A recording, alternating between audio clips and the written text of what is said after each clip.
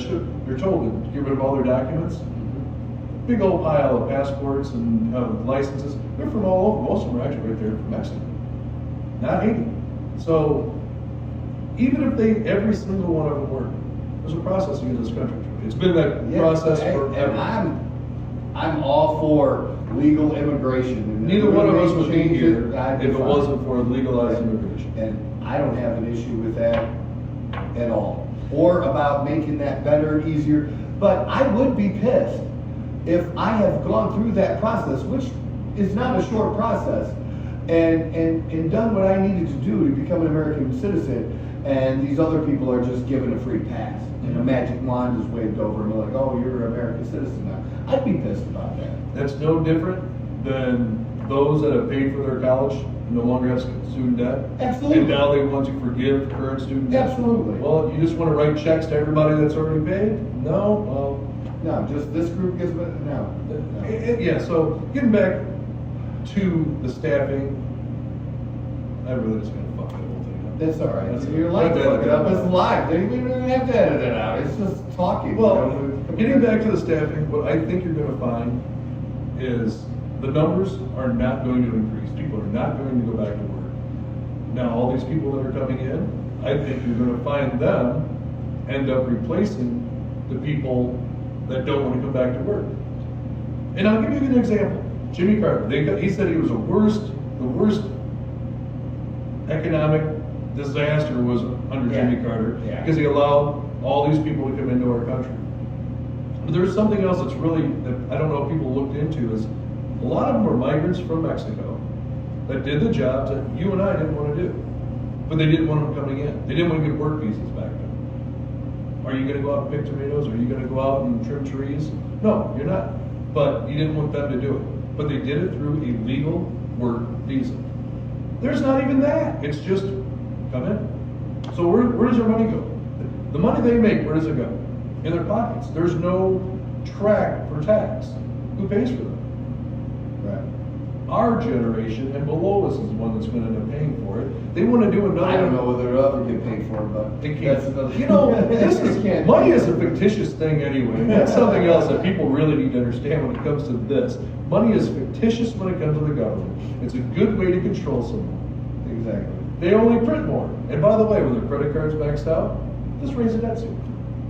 It's fictitious. It's control. That's what they control us by saying, "Oh, we gotta have this. If we don't get this money, this is gonna go away." Well, you don't have you're past your debt ceiling.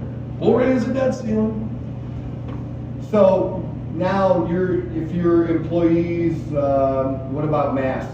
Do you have your employees currently wearing masks? I encourage them to wear a mask. I cannot force them to wear a mask because it's not a mandate. And the only reason why I encourage them to wear a mask, because if somebody else has it, it really can play havoc in a restaurant. If a server or someone gets COVID, because, well, let's talk about your friend. Yeah. You have to shut down your restaurant. Well, they were wearing masks. They don't work, but I don't disagree with that either. But we try our best. Plus, it does make some guests comfortable. yeah, I think it's more about the false sense of security that people get from it. But we have had, But that's just we have had guests tell our servers, take that off.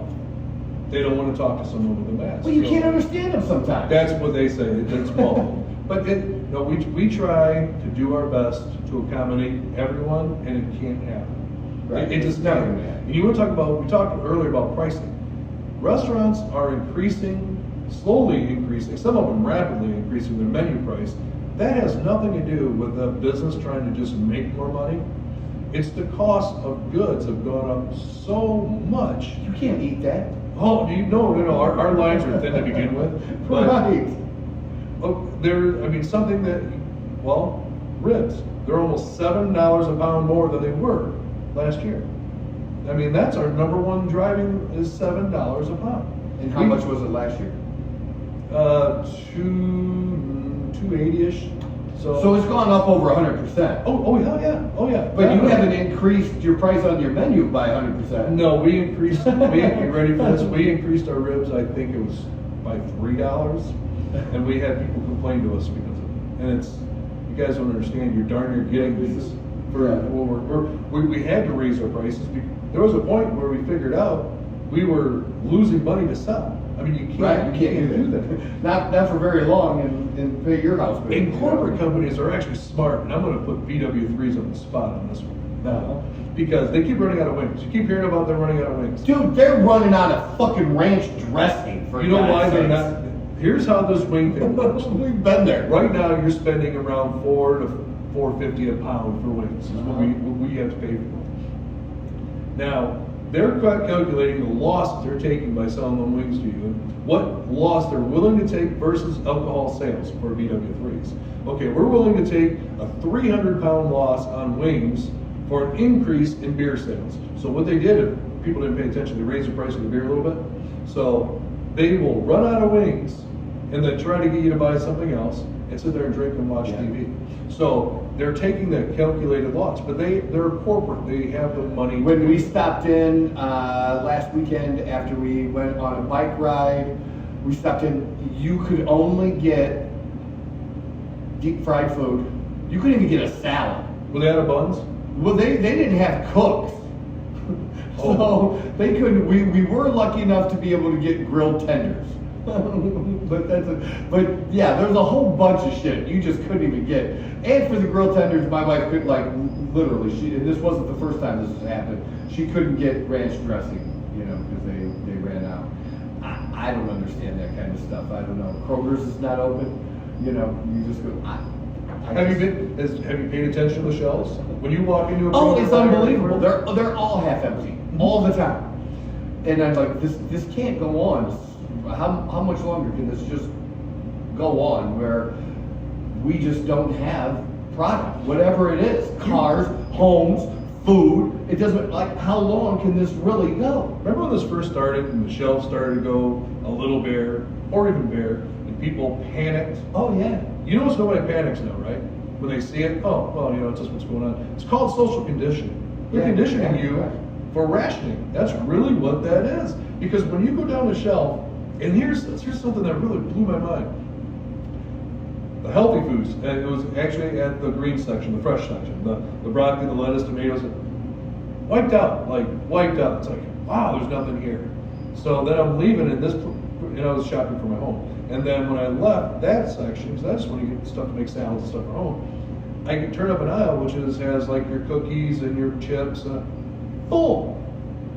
Completely full. And all the cookies, all the chips, and I'm thinking, wait a minute, are they really trying to make people this unhealthy by, you don't have your stuff that, I know food that I want to eat, but I know I can get. Well, look, that was that way at the beginning of the pandemic. When they were running out of food, I'd go in there and say, yeah, you're out of all the shitty stuff, but none of you people are picking up like any of the good shit. You can still get fruits and vegetables, right? But even that's crazy now. Well, you got to watch what you get. Well, it doesn't last. No, that, the cost and the quality. You know, I know you do a lot of fruits. I'm sure you had to have seen it by all the time. You know, the strawberries, nice big ones, now they're really tiny and they're half dried out. Why is it? Hey, it's this conditioning. They're mold in 2 days. Oh, and the lettuce. And I can't eat them any faster.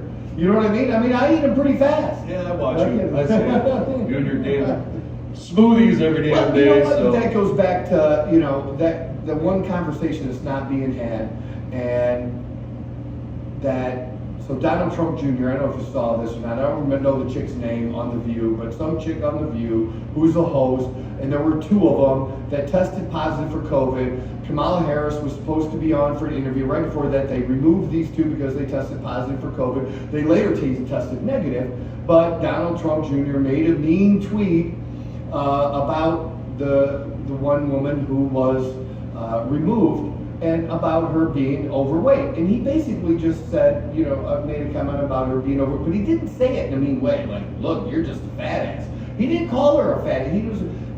He was just simply talking about having the conversation about when can we talk about the fact that overweight people are high risk. Age is number 1.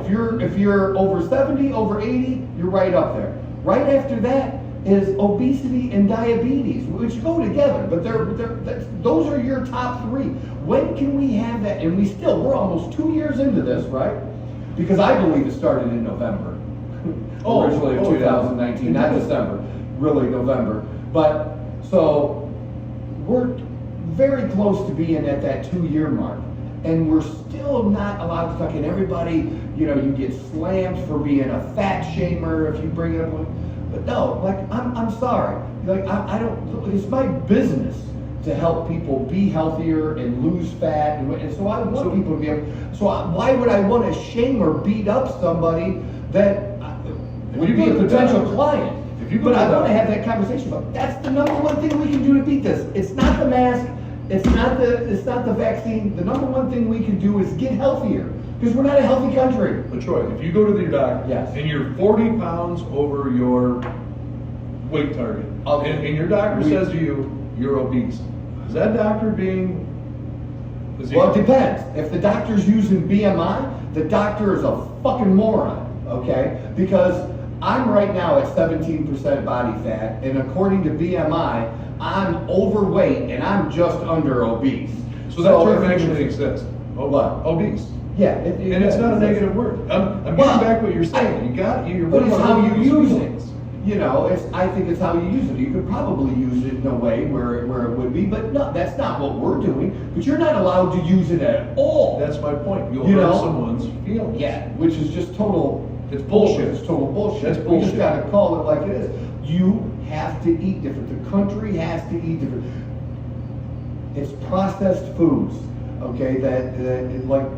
So I'm big on lean red meat, and so I get this feedback all the time about, lean red meat and heart disease. No, dude. The studies, if you want to go back, when they went back and really dug through studies that have been done.